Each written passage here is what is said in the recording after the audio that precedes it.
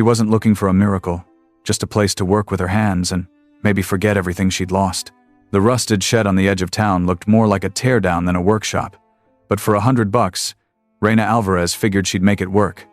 Then she found the metal hatch hidden under the floorboards.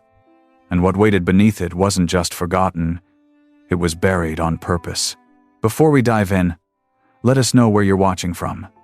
And if stories like this pull at something inside you, hit that subscribe button, because what Reina finds next might just rewrite history. The ad didn't even have a photo, just 4 words. Shed, cheap, needs work. That's how Reina Alvarez found it, scrolling through listings after her last lease fell through. She'd been working out of a shared auto bay with 2 other mechanics, until the property was sold off to make room for a strip mall. With nowhere else to go, she grabbed a thermos of burnt coffee and drove 30 minutes outside the city to see it in person. The shed sat behind a boarded-up gas station on a weed-choked lot where even the for sale sign was sun-bleached and bent in half. It looked more like something you'd demolish than buy. But it was hers for $100 and a signature. That alone made it the best deal she'd seen in months. The walls were corrugated tin, rusted through in places. The roof sagged in the middle like it had given up trying to keep out the rain years ago. The door stuck, then groaned open with the sound of old regrets. Inside, it was just big enough to fit 1 car, a workbench, and maybe a prayer if you stood real quiet. Sunlight came in sideways through holes in the walls, slicing the air into dusty beams. The place reeked of motor oil and dry rot, and someone had left behind a cracked office chair and a busted fan. But Reina saw it differently. Where others saw a ruin, she saw freedom. No boss, no schedule. No one telling her she was too small, too quiet, too female to run her own shop. Just her tools, and a chance to start over. By day 3, she'd hauled out the trash, patched the worst of the leaks, and cleaned up enough to roll in her toolbox. It wasn't much, but it was something. She'd been living out of her truck for a week and showering at the gym. Having a roof, even one with holes, felt like a win. On the 4th morning, while sweeping up a patch of old insulation, her boot struck something that didn't sound like wood. It clanked, hollow and sharp, like steel over steel. She knelt down, brushed away the grime, and spotted the edge of a square metal plate bolted into the floor. A handle was welded flush, almost invisible unless you knew to look. She stared at it for a long time. There was no reason for a floor hatch in a place like this. No basement, no cellar, just dirt and foundation. Curiosity pulled at her harder than caution. She grabbed a crowbar, pried at the edge until the bolts groaned loose, and the hatch creaked open with a hiss of stale air. A ladder led down into darkness. Cold, dry, and quiet. She should have called someone. Instead, she grabbed her flashlight, clipped it to her belt, and stared into the tunnel below. Reina's boots hit the ground with a soft crunch. The ladder wasn't that deep, maybe 12 feet, but the temperature dropped a full 10 degrees by the time she reached the bottom. Her breath fogged slightly in front of her as she turned slowly, sweeping the flashlight across the narrow passage. It was no crude crawl space. The walls were smooth concrete, lined with rusted conduit and old industrial piping. Someone had built this intentionally, not as a cellar, but as a tunnel. And it stretched forward into the dark, disappearing into silence. Reina's heart thudded in her ears. She wasn't afraid exactly, but her body tensed the way it always did when facing a seized bolt or a cracked block uncertainty wrapped in challenge. She took a slow step forward. The beam of her flashlight flickered, revealing faded yellow paint stripes on the floor, like a centerline. There were stenciled numbers on the walls, C3, and load zone, half erased by time and moisture.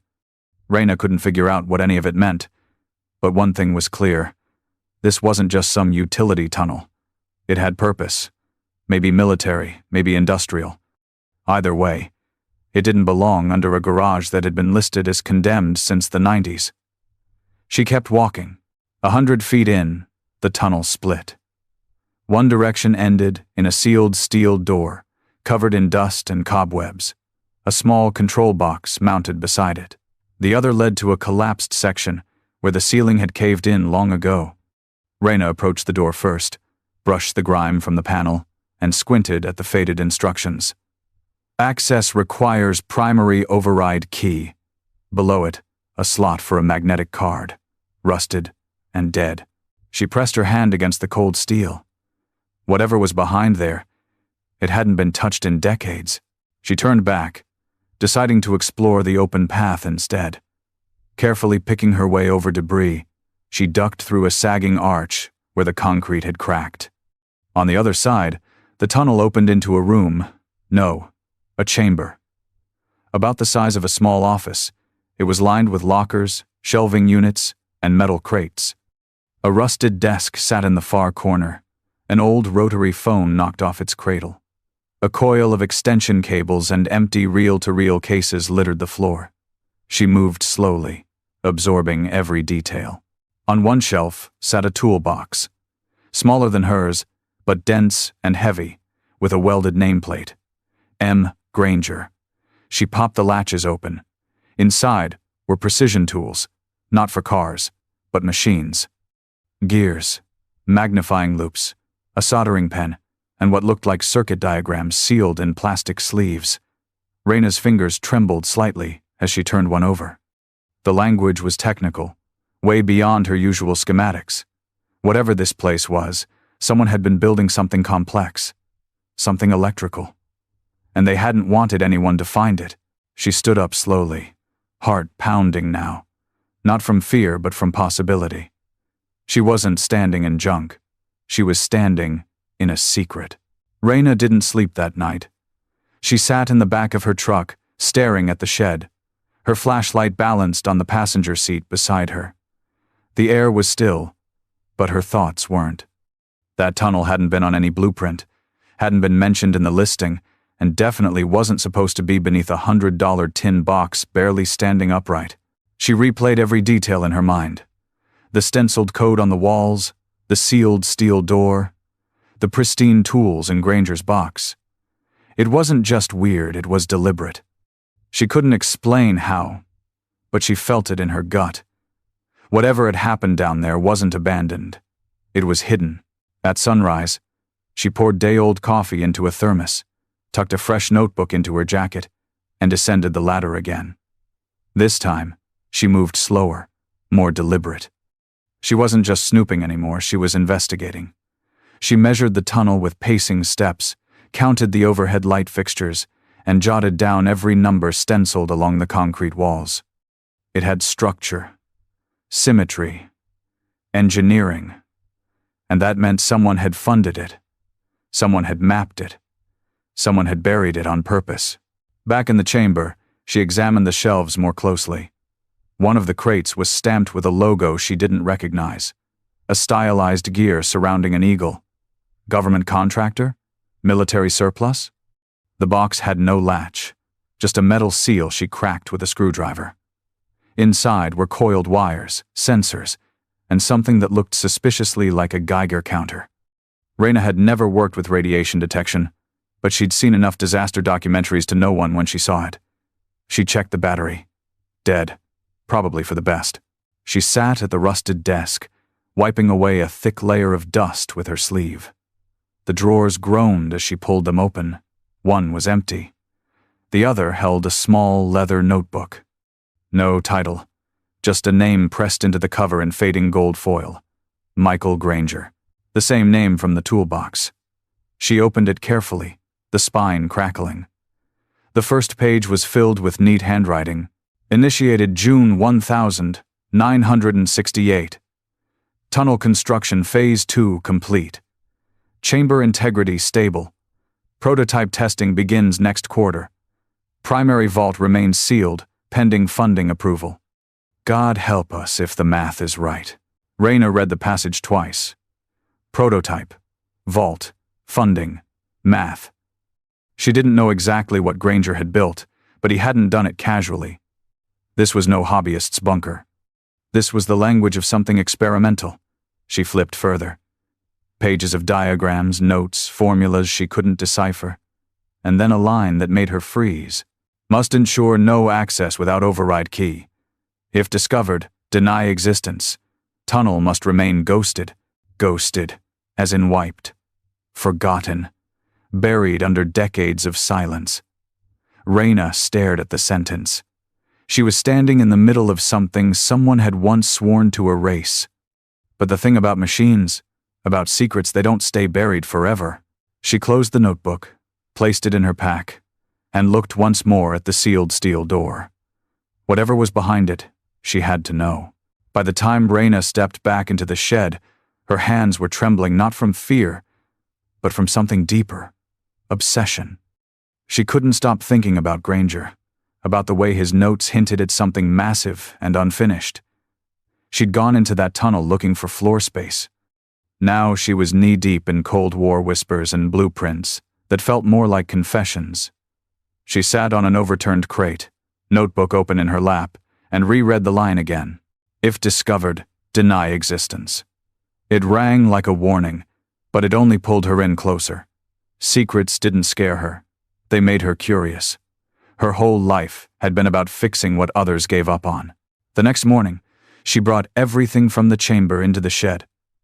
The Granger toolbox, the sealed crates, the Geiger counter, and most importantly, the leather notebook. She spread it all out on the workbench, using binder clips to hold the pages open and weights to flatten curled schematics. She didn't understand everything. Some of the math may as well have been ancient Sanskrit. But she recognized structure. These weren't just blueprints for machines. They were plans, steps, systems designed to be built by hand. One schematic stood out. It was labeled MKV, Interface Unit, and beneath that, in pen, someone had written, "If you find this, you're already in too deep." It wasn't dated, but it matched the handwriting from the earlier notes. Reyna stared at it, tracing the lines with her eyes, following the flow of wiring and input channels. Some of the components were labeled with old military serial codes. She'd seen similar tags on surplus gear her uncle once salvaged from a shuttered army depot. Still, something about the design caught her eye. It didn't look like a weapon. It didn't even look destructive. The shape, the symmetry, the grounding, it looked harmonic. Like it was meant to calibrate or balance something, not detonate it. That confused her more. Why go through the trouble of burying a technology that wasn't dangerous? Unless it was valuable, unless it was unfinished, unless someone didn't want it completed. Reyna didn't notice the hours pass. The sun arced through the holes in the roof and cast shifting beams over her makeshift blueprint wall. Dust danced in the light, like static. She scribbled notes in her own handwriting, cross-referenced diagrams with what she'd seen in the tunnel. The components in the chamber, the spools of wiring, the sealed crates, the control panel beside the vault door, they weren't junk. They were part of this. That night, under battery lanterns and the faint hum of her backup generator, Reyna made a decision. She'd stop thinking of this as a fluke. Stop treating it like a mystery to admire from a distance. Granger had built something down there. Something hidden, something unfinished, and maybe, just maybe, it wasn't his job to finish it. Maybe it was hers. The shed took on a different weight once Reyna realized she wasn't alone in its history. Every creak in the floorboards, every gust of wind that rattled the tin walls, it all felt like echoes. Granger had walked these same steps, touched these same surfaces, and vanished into the footnotes of a secret no one bothered to document. She couldn't stop thinking about him, not just as a name in a notebook, but as a man who had worked in silence, building something too big to explain. The more she read his journal, the more she sensed the loneliness between the lines. Long entries about magnetic pulses and thermal isolation gave way to scattered half-sentences. They won't fund the last phase. Security wants the blueprints destroyed. I made a copy, just in case. Reyna's skin prickled when she read that one. A copy, somewhere. Her eyes scanned the chamber again in her mind. Had she missed something? She'd been so focused on the machines and crates that she hadn't thought to check above. The next day, she returned to the tunnel and climbed onto the shelving units, running her hand along the upper rafters and crevices where dust gathered thick as moss. And there it was, a slim metal tube lodged behind a loose beam. She twisted it free, coughed as dust exploded into her face, and carried it carefully back up to the shed. Inside was a tightly rolled scroll of architectural paper, yellowed but intact. Unfurling it took patience. The edges wanted to crack. It wasn't just one drawing. It was a full system, a layout of the tunnel network, wiring maps, elevation diagrams, and something labeled Core Assembly Chamber. Raina hadn't seen that room yet. It had to be behind the sealed vault door. Her flashlight beam had only reached so far, and without power, the control panel remained dead. She studied the diagrams late into the night, cross-referencing the symbols with what she'd found in the crates. The next morning, while stripping insulation from one of the dormant wires near the ladder, she noticed something strange. The conduit wasn't dead. A faint hum, barely perceptible, thrummed through the metal when she touched it. She followed it, tapping along the wall like a blind woman, reading Braille, until she reached a junction box just beyond the chamber.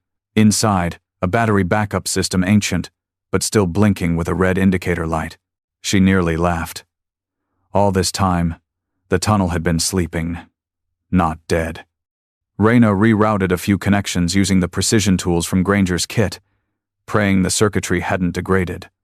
She flipped the breaker and waited.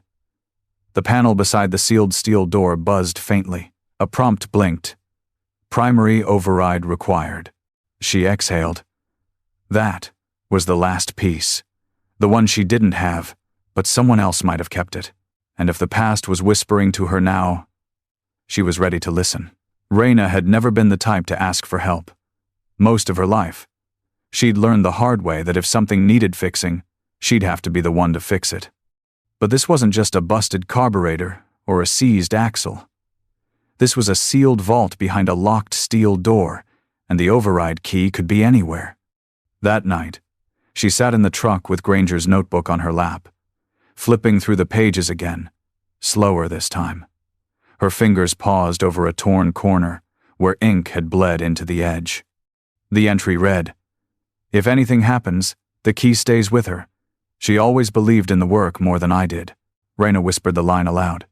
The first real clue. She turned to the back of the journal where Granger had scribbled names and supply orders, receipts from nearby diners, even a few torn napkin notes with sketches.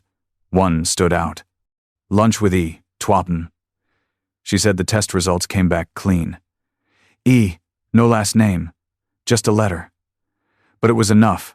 Raina grabbed her phone and started digging. Small towns forget quickly, but the internet doesn't. After a few dead ends and 3 hours cross-referencing government contractor databases, she found something. Evelyn Granger, electrical engineer, formerly with Bell Labs, retired, widowed.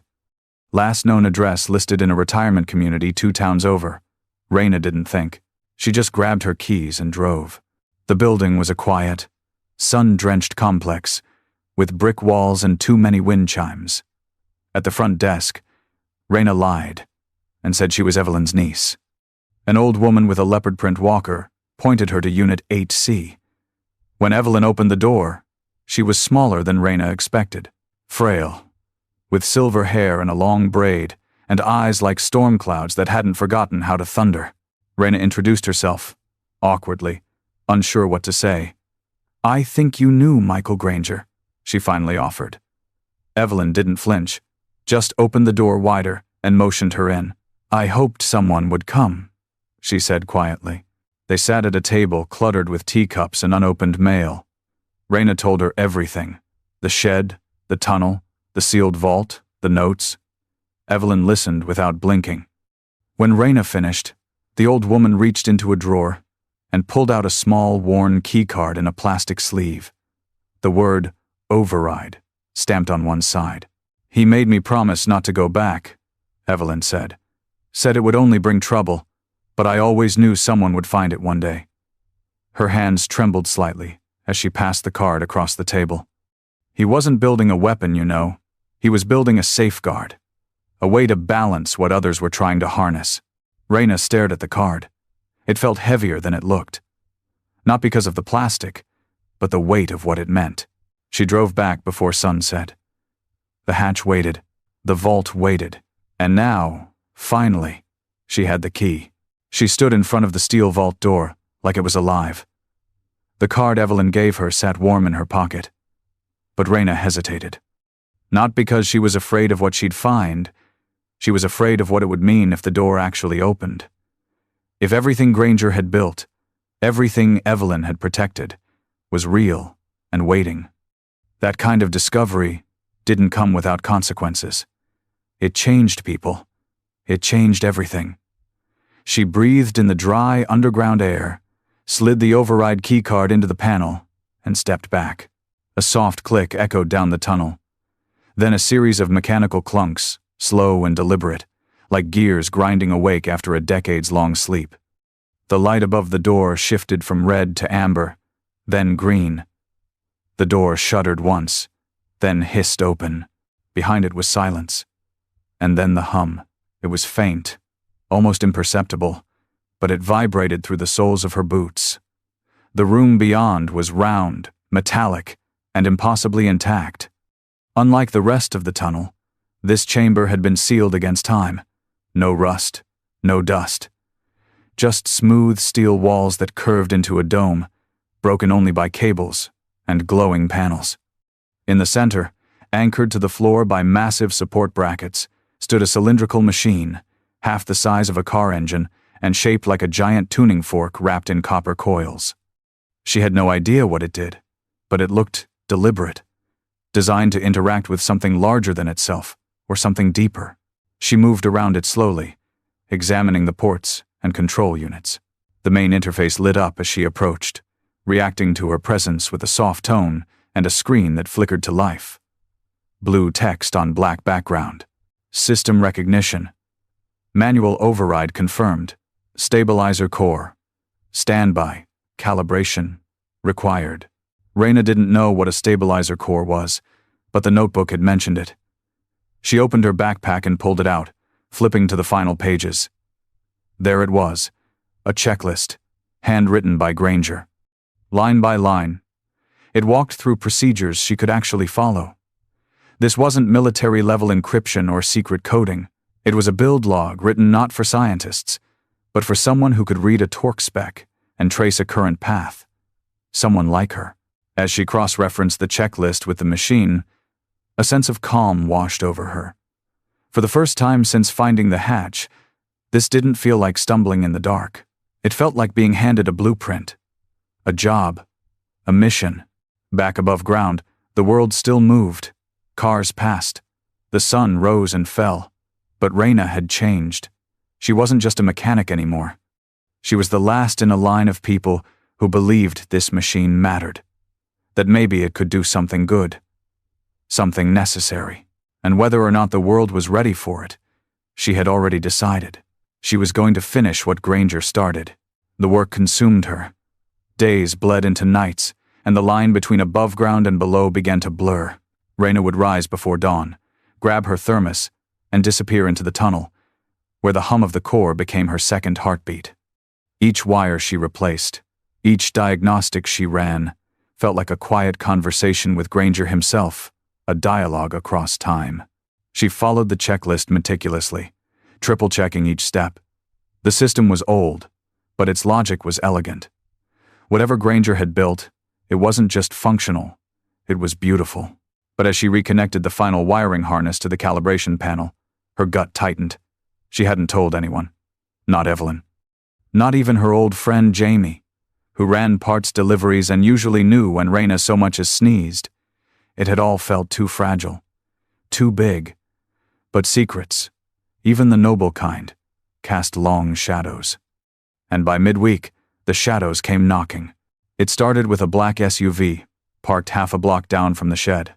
Same spot, 2 days in a row. Windows tinted too dark for local ordnance. Then the mailbox was opened and shut, without mail ever arriving.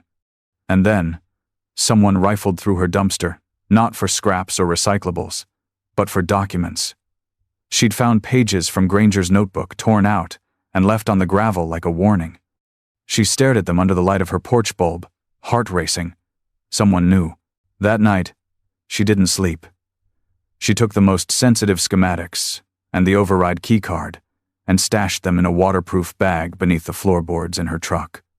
Then she returned to the tunnel and locked the hatch behind her from the inside. It was quiet, safer underground, but that feeling of being watched had followed her down. She turned to the machine and forced herself to breathe.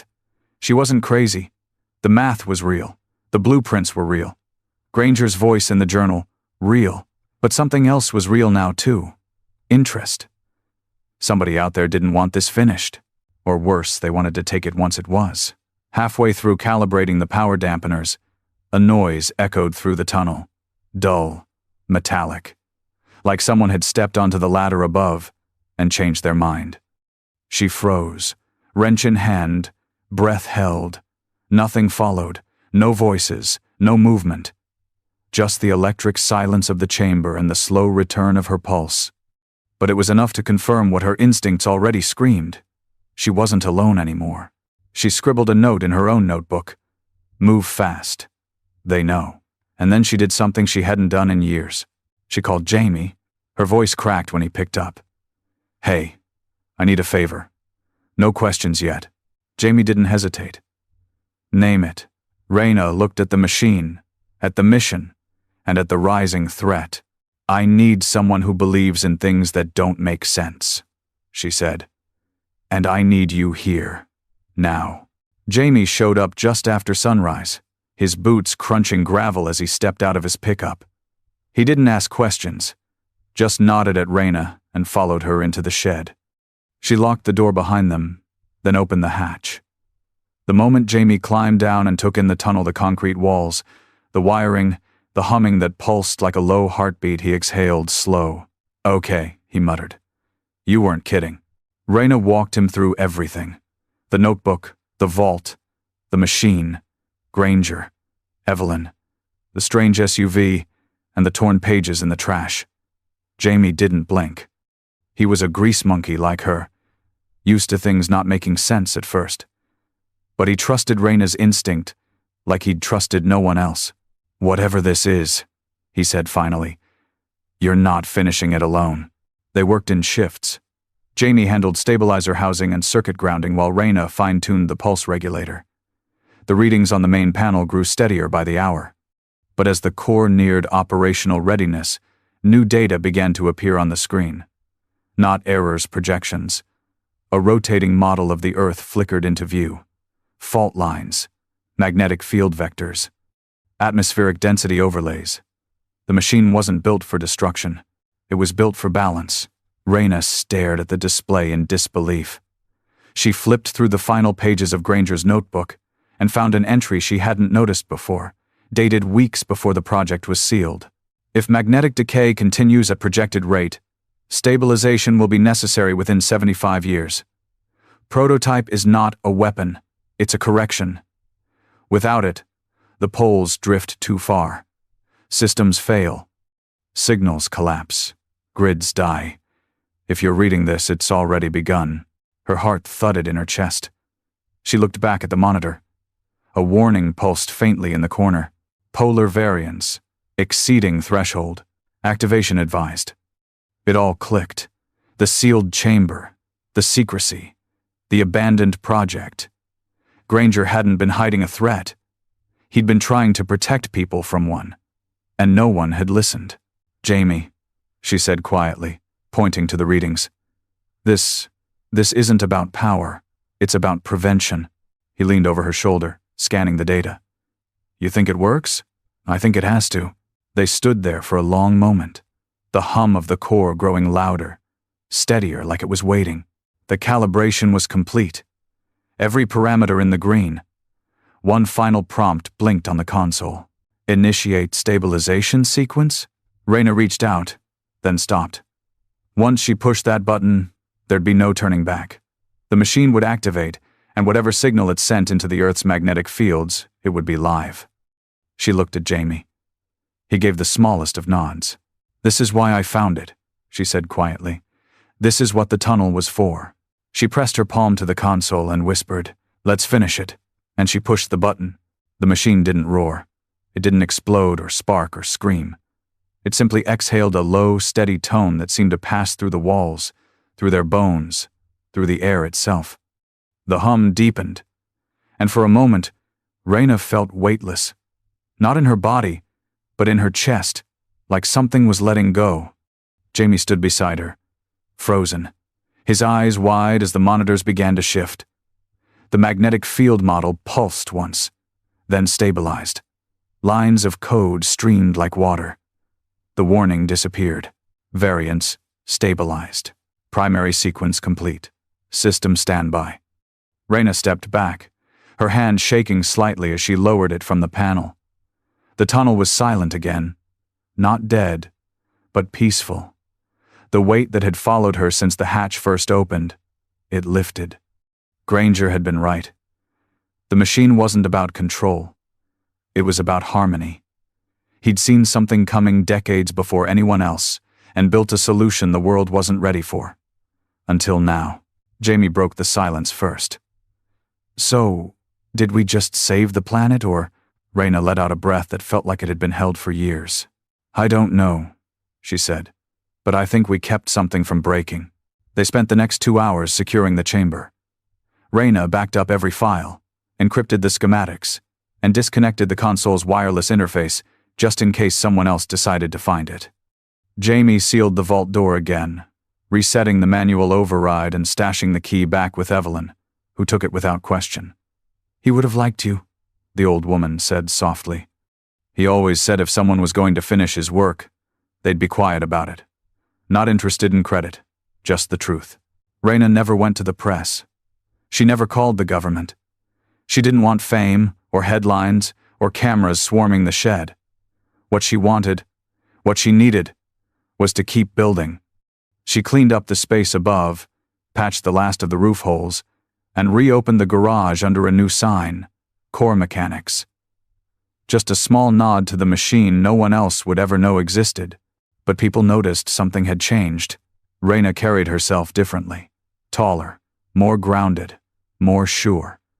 She took on more apprentices, taught teenagers how to rebuild alternators, how to listen to what an engine wasn't saying.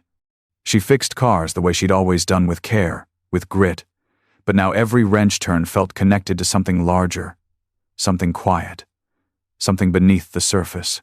Sometimes, late at night, she'd step down into the tunnel just to sit by the machine and listen to its steady pulse. It never asked for thanks, never demanded recognition. It just worked, humming softly, like a heart beating under the earth. And Raina, the girl who once bought a rusted shed for $100, had become the kind of mechanic who didn't just fix engines. She safeguarded the world, one bolt at a time.